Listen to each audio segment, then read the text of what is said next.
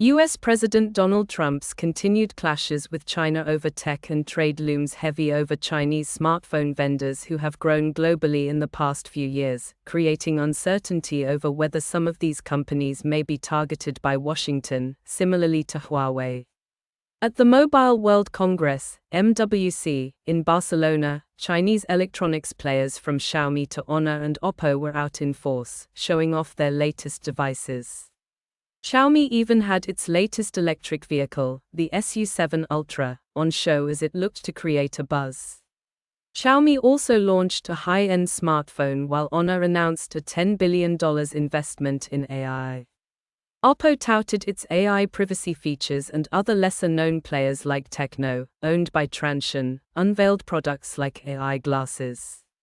Huawei was also in attendance, and showed off the Mate X-T, a trifold smartphone which it has launched in international markets as it charts a very cautious comeback to the global sphere. To some extent, Huawei serves as a cautionary tale to other Chinese players. The Shenzhen-headquartered firm was once the biggest smartphone vendor in the world until U.S. sanctions crushed its handset business. Just as Huawei is looking to dip its toe into international smartphone sales again and other Chinese players are growing quickly, Trump is back in the White House, which is likely to overshadow these companies' presence at MWC, according to Ben Wood, chief analyst at CCS Insight. I think also, unfortunately for Huawei, just as they are starting to get back on their feet, the re-emergence of Trump and his overall strategy with regards to America first and placing pressure on the Chinese not only affects Huawei, but it affects all of the Chinese manufacturers that will be at MWC, Wood told CNBC.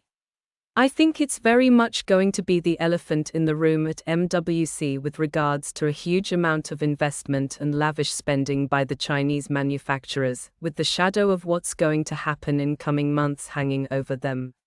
Xiaomi, Oppo and Honor were not immediately available for comment when contacted by CNBC.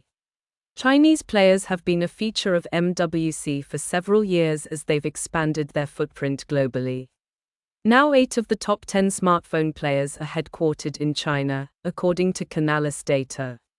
Xiaomi, for example, is the world's third largest. Xiaomi has grown its presence in Europe while others, like Transsion, have focused on emerging markets. With that success also comes the potential for further scrutiny, Wood said. The danger for these manufacturers is if they put their head too far above the parapet, they'll start to get scrutiny from the US administration, Wood said. So I think they have to tread a fine line in Barcelona and make sure that they don't make too much noise, because the last thing they want is to be the poster child for Chinese technology and become the latest focal point for Trump and his advisors. So far, Trump has focused on raising tariffs on Chinese imports. But there has been little action on the technology restriction front.